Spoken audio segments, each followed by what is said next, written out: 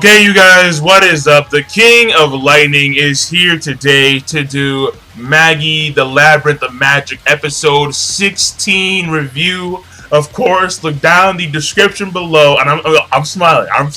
Look down the description below for the link to this week's episode of Magi. Now, I apologize for doing a late review. I was going to do it yesterday, but yesterday I had like a lot. When I say a lot of work to do. I had to finish that work, and as we all know, someone like me who's studying for, electrical engineering, you need to spend a lot of time focusing on what you're doing. So I do apologize for not posting this review earlier. But that being said, I mean, this week's episode of Magi, oh man. Oh, wow. Oh, wow, man. Oh, wow. Just from point A to point B, just straight up consistently great. And I'm being very serious when I say that. From point A to point B, great. Like it was like, yeah. And then again, I don't know how it went in the manga. I'm pretty sure in the manga it was a lot slower. They went more into detail with what exactly happened. But the way they did this episode, I felt that it was great because, well, number one, all right, when we have like Aladdin, come in there and then he makes the fire, the Haru Harim Figa, and then he gives the fire to Alibaba, and then he creates, and then Amon is restored. He runs in there, and then, I mean, this kind of threw me off because this might have been like a little bit of a, not really a plot hole, but it's kind of like iffy with it, where he got sucked into the djinn, and it was kind of like, how come this shit didn't happen beforehand when he cut the djinn? I mean, I don't know. I mean, maybe because the djinn is being controlled by Judah, I'm not too sure. But stage one is when, after Alibaba is inside the djinn, Judah commences his attack on Aladdin. And then Aladdin's like, I need to show you something. His Solomon seal glows. Well, I don't know if it's a seal or not, but his Solomon mark glows. And then all of a sudden, these images start flashing Judah's mind. And it looks like it may have been like Judah's family, like before he became a Magi, or something of that nature. And then he falls down to the ground, like holding his head. So right there, that stage one, that really caught my interest. It really did. Because it was like, hold on a second, like what's going on? Because I'm not too sure how the origins of Magi are, but when I think about it, I don't believe that Magi are like created like out of thin air. At least I don't think so. I mean, as far as I know, Aladdin, he doesn't remember what happened like before he became a Magi. At least I don't think so. So I mean, I'm not too sure how Magi are, or like I don't know where they're like originated from, but like I believe someone has to give birth to them. Obviously. They're not created out of fucking thin air by Solomon. I don't think so. I mean, I think Solomon just chooses these people who have a strong affinity for Rook so they can be Magi. I mean, that's what I believe right now, but we'll see later on. So that's number one. Number two is once we get inside the djinn and then we see the whole entire conflict between Alibaba and Kashim. First of all, Kashim talks about a few things here that that are like really, really good. He talks about it's not, there's no particular word for it, but it's those who are privileged, all right? And privileged in the sense of they're born into power, they're born into fame, they're born into wealth, they're born into prosperity, into rulership. They're given this because of birth and birth alone. While there are those who are born in like, poor, like they're poor, they're not well off, they need to struggle and fight to survive, and yada, yada. And he talks about this, how, it's those who are born into power, into wealth, those are the ones who succeed, those are the ones who cause problems for those below them. And then the way he was talking about it, it was pretty damn deep, like it really was. So I like that. So that was good. And also he talks about how, well, actually he talks about, but more so, like, there was, like, a mind communication between the two, like, not full-blown, but, like, at some point, Alibaba could read Kashim's mind, and then it switched around where Kashim could read Alibaba's mind after Kashim stabbed him with that sword.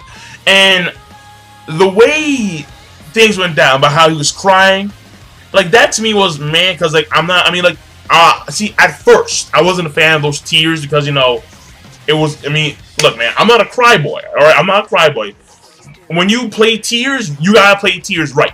And those first set of tears, and when like the tears dropped, and then, you know, like they rippled on the sword, and like the sword disappeared like a light wave, that was kind of like, eh. But what I did like was after the tears, where Kashim, he realized that the only reason why all this shit happened was mainly, well, one of the main factors was because he was trying to take the seats of Alibaba. He was trying to play the role of Alibaba. Had he had focused on his own role, being his own person, being his own individual, and like we see a really nice paradigm. This was one of the best parts in the entire episode, in my opinion, right? One of the best parts. One, it was a really, really, really nice paradigm between Kashim and his role, had he maintained his, you know, status, and Alibaba, had he had done his thing. And like we see Alibaba becoming the king, we see Kashim becoming a family man. At the end, they're still friends. They're drinking beers together and that kind of stuff. And like we see that build up in that paradigm scheme, and it was very nice. It was very, very, very, very well done. I was like, whoa, like it was very nice. And then at that point, the whole Jinn, like the dark Jinn realm, it disappeared and turned into like this white, you know, like sky realm. And then Kashim, like there's a crack in the Jinns. Like we see the Jinn start to like break up and shit, and like the white Rook starts to follow the Jinn. And then after that, we see Kashim. There's like a crack in the air. He turns around because he realizes that his time's up, because he, you know, he's dead now and his time is up. Because even Aladdin said that that person we saw was an imitation of Kashim via the Rook. So he starts to turn around. And then that's what Alibaba, he chases him. And then Kashim, what happens is that there's still a dark patch on his hand. That dark patch removes, flies towards Alibaba, wraps on Alibaba. And all of a sudden he sees that initial darkness, where that first darkness came into Kashim's life, when he killed his own father. Because his own father was gonna use his daughter as a Miriam. He was gonna use her as a dancer to get money for alcohol. And that wasn't gonna fly. That was not gonna fly, and he killed him. And the entire scope was just very well done. Like that part was great, because you see Kashim walking away, and then the last thing Alibaba hears from Kashim, when Kashim asked him, "Are we friends?" But he didn't say friends. He said, "Are we?" Turns around, grins, and then we see Kashim do that same turnaround, grin, and then Alibaba's crying. He's like, "Of course we're friends." And then you just see him disappear. I'm like, yo, like he cracks, disappears, while Alibaba tries to hug him, and it was just very, oh man, like it was sad, bro. Like it was truth be told, like it was sad. Like I was tearing up, man. I was tearing up. I was tearing up, and I was tearing up heavy when the aftermath, when we see, like, after the explosion of Rook occurs in the sky of the white Rook, and then Judolph falls to the ground because he can't make, because, you know, he's losing focus of his dark Rook, and then that one guy with the mask, he takes Judolph and then they fly away. Aladdin turns to Alibaba. Alibaba's holding Kashim, like a charred black corpse of Kashim, and he's crying. And I was tearing up heavy then. I was like, oh, like these motherfuckers. Like I was going like this. I was like, oh man. Like it was a very tear heavy moment. Like straight the fuck up. Like on some grown man shit. It was a very teary moment. Like it was very touching. It was very compelling. It was very you know, like it hit right in the heart. Like it did. I'm not gonna lie to you. Because like, you know, like normally, like there are a few scenes in anime and manga that I'll actually tear up in, especially manga. But like this was that, like, you know, like this was like this scene was it was done very, very, very well. So that whole entire part, it's great. I mean, yo, I don't care what anyone says, that part was great. It really was.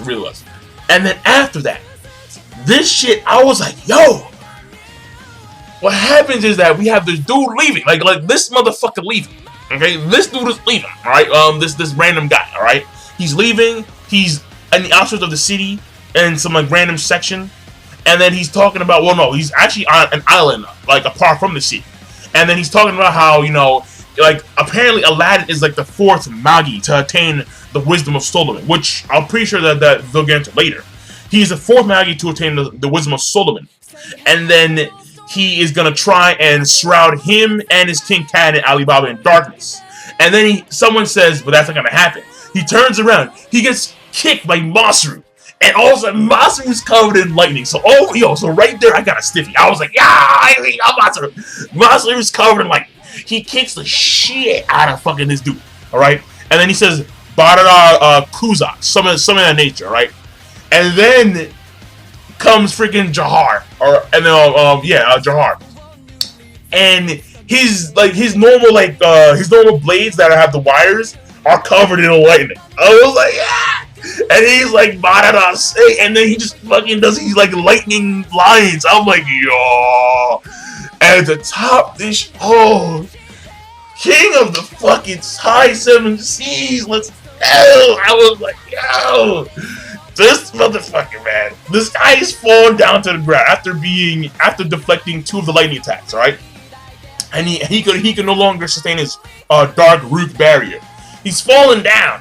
Sinbad, covered in fucking lightning. Sick ass armor, sword in the fucking sky. And this guy's like, why do you exist? And he's like, Barada Psych, and it's like a wave of lightning. Now you know that. Being the king of lightning. Oh, Sinbad, High King of the 7 seas. Let's go. That's what I'm talking about, man. I have another lightning motherfucker I can like. And this nigga's awesome. Sinbad. Sinbad of your son. Let's go. Yes. Yes. That was great. That was great. High King of the 7 fucking seas, just Barada Saika. I'm like, yes, that's good. That's good. Let's go. Oh man, Sinbad. That was awesome. That was awesome. That was awesome. So that part was awesome. That part was awesome. And after that, we have a third part, which was, interesting. All of a sudden, this guy dies. All right. Well, this guy, I don't know if he actually dies. Actually, I don't know if he's actually a guy. He could have been like a puppet. I think he's a puppet of some kind. Whatever. All of a sudden, we cut over to like this room, and like there's these people who wear like the same getup as that one banker guy. I forgot his name completely. Actually, no, I think he's dead. Well, actually, I don't know. Like, I'm not too sure what's going on because these people, apparently, like, there's a bunch of these people, both dudes and girls, and like they're in this room talking about how like Sinbad got us, and how he's an anomaly, and how apparently like these girls are like these girls like big old big old titties, and they're talking about how. This is just Solomon trying to, sway us from doing what we always have been doing for like the past 100 years apparently. And they start praying, and then they mention this guy called Al-Thaman, and I'm like, who in the hell? So it looks like there's like, if Sinbad, not Sinbad. If Solomon is like the good of the world, then this guy Al-Thaman maybe like the bad of the world, like like the whole entire evil. Good paradigm, the light and the darkness. I mean, that's what it appears to be, because these people who appear to be following this entity, this person, Al-Thaman, they appear to be people of darkness and solely darkness. So, and we'll see. And after that, the last part was also, that was good too. That was good. So we have 2 parts that are, that are great in my opinion. Like the first 2, of course. The entry to the Jinn, and then finally being the Jinn, and saving quote unquote Kashi from darkness, and then that crying scene, I almost teared up. We have the next part, which was fucking awesome, which was fucking High King of the 7 seas and his men. We have this part, which was damn good. Like it was good because it's introducing a whole new spectra of darkness and Alphamin and blah blah blah. And also the last part, which is also fairly good, which was the part where we see Aladdin. He makes the actual people, like the people who were dead, who died in this incident, they come back. And people who died in this country, period, they come back. And they hold their loved ones, they hug their loved ones. We see Mariam and we see Kashim again. Alibaba's crying, and the people have now they're overwhelmed with White Rook, which is a good thing. And then the people return to their place in the Rook, and then they disappear, and then that's where the episode ends, where Morgiana comes and hugs them, and that's pretty much it. And it looks like there's going to be, now we're going to go to the next arc, which apparently is going to be Shindoria, which is going to be good. So the thing here is that this episode, yeah, like the rating overall, it was a great episode of Magi. It truly was. Oh, man. Oh, wow. It was a great episode of Magi, straight up. I mean, like, from beginning to end, like, with the things that, the things that they hinted at, Alphamin, the past of Judal, the Mantle Island is being returned to Sinbad, High King of the Seven Seas. The Barada, oh, lightning, come on, man. Also, we have again, like the main thing, the Kashim, the death of Kashim, like the full-blown death of Kashim, his removal from darkness, Alibaba, like that whole thing was just, oh man, like man tears, man. But I'm done. King of Lightning. Be sure to, of course, rate, comment, and subscribe as always. And I'm signing out. Give me your thoughts down below of the episode. Peace and have a nice day. I mean, seriously, I'm probably gonna start reading the manga soon if I get a chance to, because I mean, like it's like this series is wow. All right, have a nice day.